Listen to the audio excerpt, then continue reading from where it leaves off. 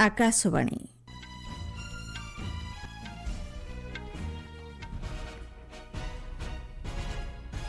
संवाद पढ़ुछंती सरिता साहू। युद्ध समाप्ति लक्ष्य नहीं अमेरिका को 14 सूत्री प्रस्ताव प्रदान करिछि ईरान। प्रस्तावर समीक्षा करा जाउछि कहिले अमेरिका राष्ट्रपति।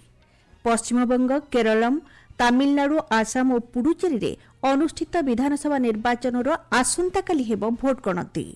नीट यूजी 2026 प्रवेशिका परीक्षा आउ अल्प समय मध्य हेबो आरंभ। गणमाध्यम स्वाधीनता को प्रोत्साहन प्रदान करने लक्ष्य नहीं आज पालन करा जाउछि विश्व प्रेस स्वाधीनता दिवस। एवं आईपीएल क्रिकेट रे आज खेलाजिबो 2टी मैच। युद्ध समाप्ति को दृष्टि रखी ईरान पक्षरु अमेरिका को एक 14 सूत्री प्रस्ताव प्रदान करा जायछि। युद्ध विरति समय सीमा को वृद्धि करने परिवर्ते युद्ध समाप्ति को कूटनैतिक प्रयास माध्यम आगकू नेबाकू एथिरे प्राथमिकता प्रदान करा जायछि। लेबानन समेत इस्राएल एवं अमेरिका सह युद्ध परिप्रेक्षी रे विभिन्न अंचल रे चलिथिबा संघर्ष को समाप्त करबा नै एथिरे प्रस्ताव रहिछि। 30 दिन मध्य प्रस्ताव गुडी को कार्यकारी करबा नै ईरान दाबी उपस्थापन करिछि। अमेरिका पक्षरु सामरिक आक्रमण को संपूर्ण भाव बंद रखिबा एवं ईरान चतुर्पार्श्व अंचलरू अमेरिकीय बाहिनी को प्रत्याहार करबा एही प्रस्ताव रे उल्लेख रहिछि। एथि सहित जबत ईरान संपत्तिर मुक्ति, विभिन्न क्षेत्र रे प्रतिबंधक को प्रत्याहार करबा एवं हर्मुज प्रणाली दे जहाज चलाचल संक्रांत शर्त एही प्रस्ताव रे रहिछि। ईरान रो उप वैदेशिक मंत्री काजेम घरिबाबादी कहिसंती संघर्षर स्थायी अंत को दृष्टि रखी ईरान पक्षरु एही 14 सूत्री प्रस्ताव प्रस्तुत करा जायछि। तेबे प्रस्ताव रे अमेरिकार प्रतिक्रिया को अपेक्षा करा जायछि बोली श्री घरिबाबादी कहिसंती। अन्य पक्षरे अमेरिका राष्ट्रपति डोनाल्ड ट्रम्प गतकाली एही प्रस्ताव उपरे असंतोष व्यक्त करबा सह एहार समीक्षा करा जाउछि बोली कहिसंती। सामरिक अभियानर अन्यान्य विकल्प उपरे अमेरिका चिंता करुछि बोली राष्ट्रपति ट्रम्प चेतावनी दैछंती। इतिमध्यरे ईरान सहित संघर्षर परिसमाप्ति लक्ष्य नहीं व्हाइट हाउस पक्षरु कूटनैतिक दलर परामर्शदाता भावे निक स्टुआर्ट को नियुक्त करा जायछि। पश्चिमबंग, केरलम, तामिलनाडु, आसाम और केन्द्रशासित अंचल पुडुचेरी रे अनुष्ठित विधानसभा निर्वाचन भोट गणति आसंता काली अनुष्ठित हेबो। एथिसह अन्य केतोटी राज्य रे होइथिबा उपनिर्वाचन मध्य भोट गणति आसंता काली करा जिवो। आसामर समस्त 126टी आसन, केरलर 140, पुडुचेरीर 30टी आसन पई गत मास 9 तारिख रे मतग्रहण करा जायतिला। तामिलनाडुर 234टी जाक विधानसभा आसन पई एकक पर्याय रे गत 23 तारिख रे एवं पश्चिमबंगर 294टी विधानसभा आसन पई 2टी पर्याय रे 23 और 29 तारिख रे मतग्रहण करा जायतिला। तबे दक्षिण 24 परगना जिल्लार फाल्टा विधानसभा निर्वाचन मंडली रे मतग्रहण को संपूर्ण बातिल करा जायतिबारु आसंता काली 293टी आसनर भोट गणति अनुष्ठित हेबो। पश्चिमबंगर दक्षिण 24 परगना जिला अंतर्गत 15टी बूथ रे गतकाली पुनः मतदान प्रक्रिया होइथिला। भोट गणति पई निर्वाचन कमिशन पक्षरु समस्त प्रकार प्रस्तुति शेष पर्याय रे पहुंचिछि। पश्चिमबंग में भोट गणति पई 77टी केन्द्र स्थापन करा जायछि। राज्य निर्वाचन अधिकारी सूत्ररू मिलिथिबा सूचना अनुसार गणना रे स्वच्छता और सुनिश्चित करबा लक्ष्य नै बहुस्तरीय सुरक्षा व्यवस्था ग्रहण करा जायछि। प्रथमे पोस्टाल बैलेट गणति करा जिवो एवं परे ईवीएम मेसिन भोट गणना कार्य आरंभ हेबो। अपराह्न सुद्धा केतेक आसन रे फलाफल स्पष्ट हेबार संभावना रहिछि। तामिलनाडु रे आसंताकाली सकाळ 8टारू निर्धारित 62टी केन्द्र रे भोट गणति आरंभ हेबो। एथिपई 10,545 जन गणनाकारी नियोजित हेबे। केरलम रे आसंताकाली भोट गणति पई 140टी केन्द्र स्थापन करा जायछि। राज्य निर्वाचन अधिकारी दैथिबा सूचना अनुसार सकाळ 6टा सुद्धा समस्त कर्मचारी को गणना केन्द्र रे पहुंचबाकू कहा जायछि। सकाळ 7टारू भोट गणति पई कार्यसूची स्थिर होईछि।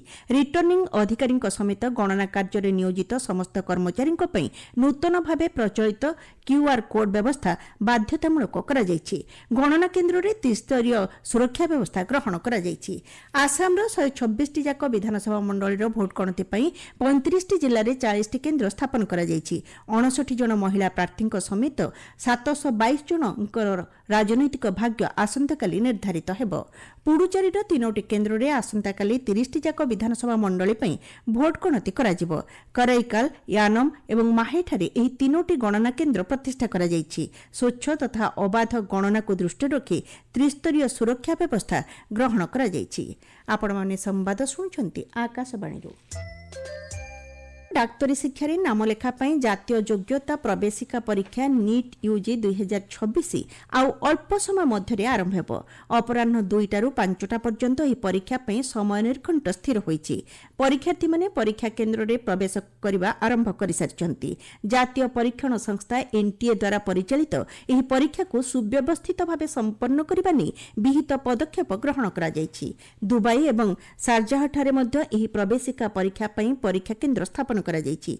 दुबई रे थिबा भारतीय कन्सुलेट जनरल को कार्यालय परीक्षा परिचालना नै तदारख कार्य करुछंती।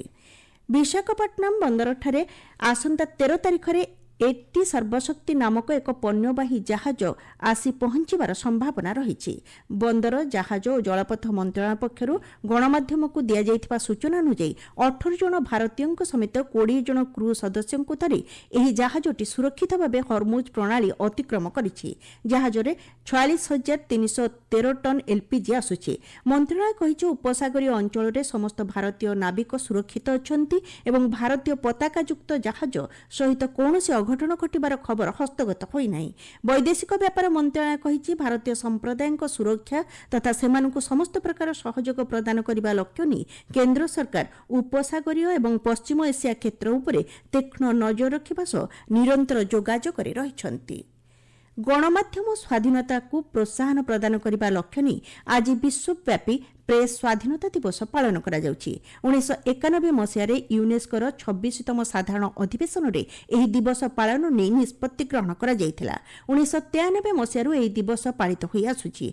चलित वर्षर विषयवस्तु रही शांतिपूर्ण भावे भविष्यतर गठन, अभिव्यक्तिर स्वाधीनता को प्रोत्साहन प्रदान करने एवं भविष्यत पई एक दृढ़ सूचना इकोसिस्टम प्रस्तुत करने यह दिवस पालनर अन्यतम उद्देश्य। पंचायत स्तर में विकास योजना को त्वरान्वित करने लक्ष्य नहीं एक 2 दिनिया जातीय कर्मशाला नुआदिल्ली रे आसंताकाली ठारू आरंभ होउछि। पंचायतराज मंत्रालय पक्षरु आयोजित ଏହି कर्मशाला चलित आर्थिक वर्ष पई प्रस्तावित पंचायत विकास योजना गुडी को कार्यकारी करने लक्ष्य नहीं रूपरेख प्रस्तुत कराजिबो। मंत्रालय कहिछि 16 अर्थ कमिशन सत्तावली आधारित तृणमूल स्तर में तथ्य परिचालना माध्यम सुव्यवस्थित ढंग से विकास योजना को कार्यकारी करिबारे ଏହି सम्मेलन एक मंच प्रदान करिबो।